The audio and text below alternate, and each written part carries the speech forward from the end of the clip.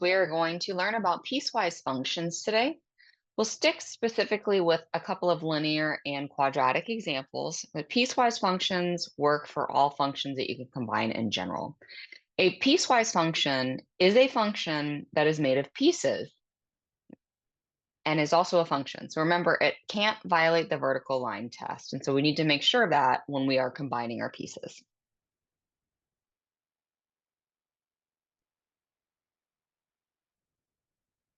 The focus here is going to be on our domain.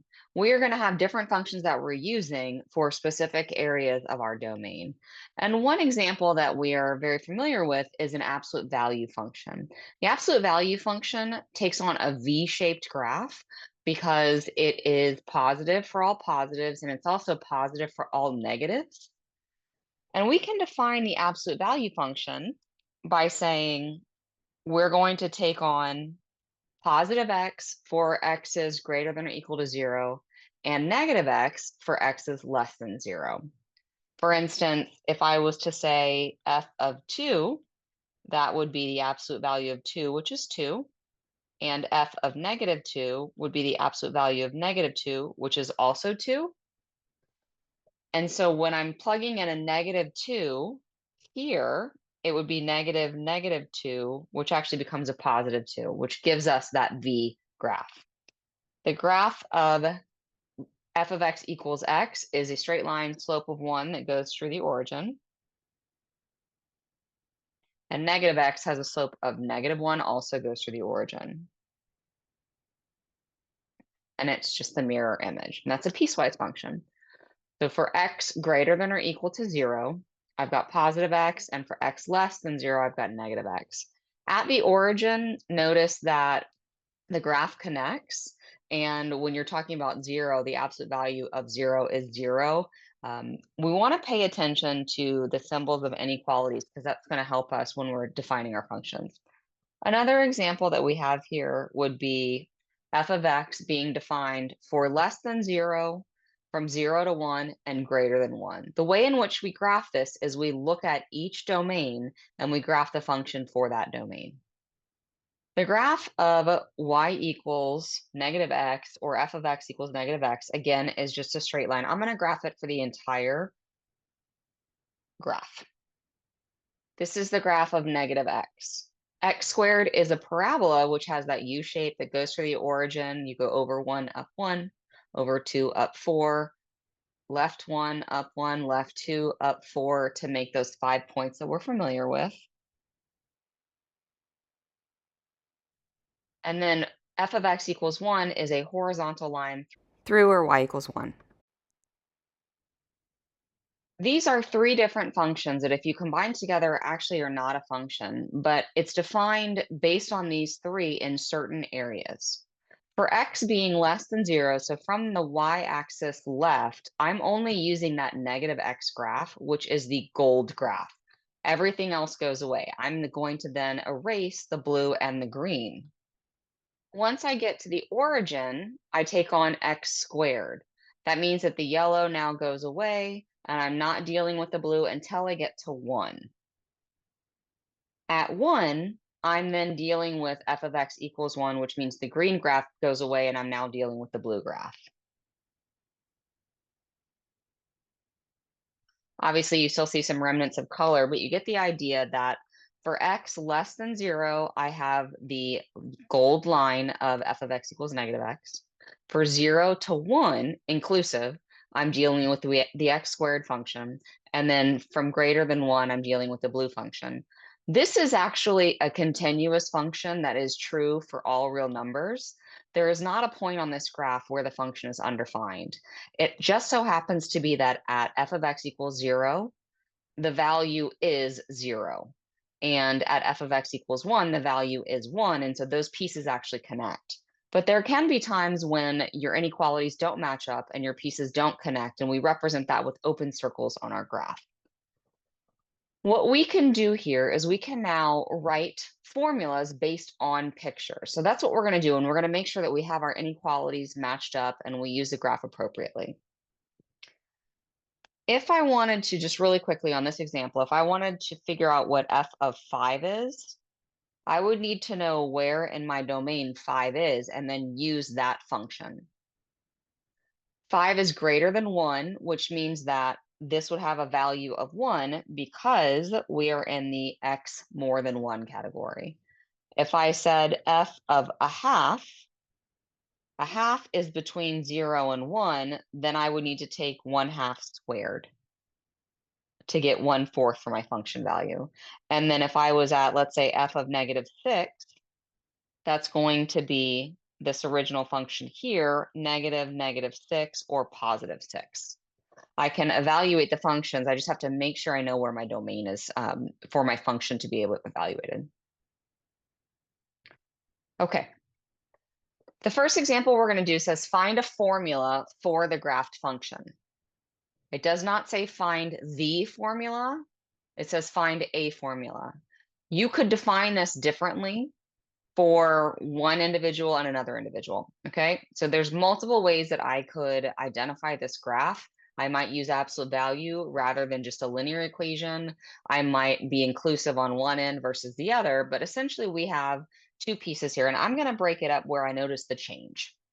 I notice a change here at f of x equals 1. There's no open circles, which means this is continuous, and I don't need to have a representative of a 0, of an open circle or not. I can just go ahead and include one portion and not include the other. Let me show you what I mean by that.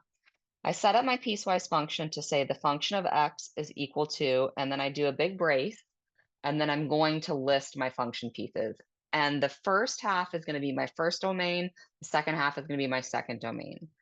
I am including the values at each of these breaks. If they were not included, you would see an open circle at any point along the line. That open circle would mean I could not use a less than or equal to, greater than or equal to value. I then am defining the function to go from 0 to 1 and 1 to 2. The way that I can say that is I can say from 0 is less than or equal to x is less than or equal to 1. That's the first section. It's the first component of the domain. Then I'm going to go from 1 to 2, but because I've already defined the function at 1 in the first formula, I'm not going to do it in the second one. And I'm going to say 1 is less than x is less than or equal to 2. I don't want to have less than or equal to symbols in both places. I just want to have it in one place. And I'd already defined it originally. I did 1 is less than in the second part. Now I need the formulas. I could use the absolute value for this function, or I could just say it's a linear function of y equals x. I know that because this is the point 1, 1. This is the point 0, 0. And my slope is going up 1 and over 1 from point to point. And my y-intercept is 0. This is the function f of x equals x. For the next one, using that same kind of basic idea, to go from one point to the next, I go down 1 and to the right 1, which means I have a negative slope. That's a negative x.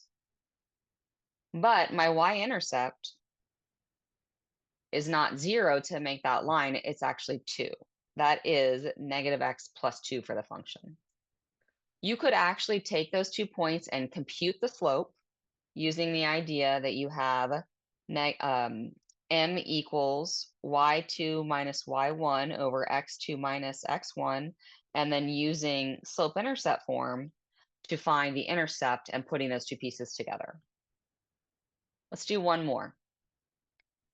This graph now involves some open circles, which means my inequalities will be less than or greater than. They will not include the value. I have an open circle at the point 0, 2. I have an open circle at the point 2, 1. I have a closed circle at the point 2, 0, and a closed circle at the point 5, 0. I'm going to break this up into two parts where I start at x equals 0 and go to x is 2, and then I'm going to go from 2 to 5. So those are my two sections that I'm going to be breaking this graph up into. Now, the open circle means I am not including. This is going to be a less than or a greater than symbol. Same thing here, depending on the way I'm defining my x. The closed circle is where you're going to get less than or equal to, greater than or equal to. I start out by writing the function of x is equal to, this only has two components, the domain, or two formulas that I'm going to be using to combine together. They're going to go from 0 to 2 and 2 to 5.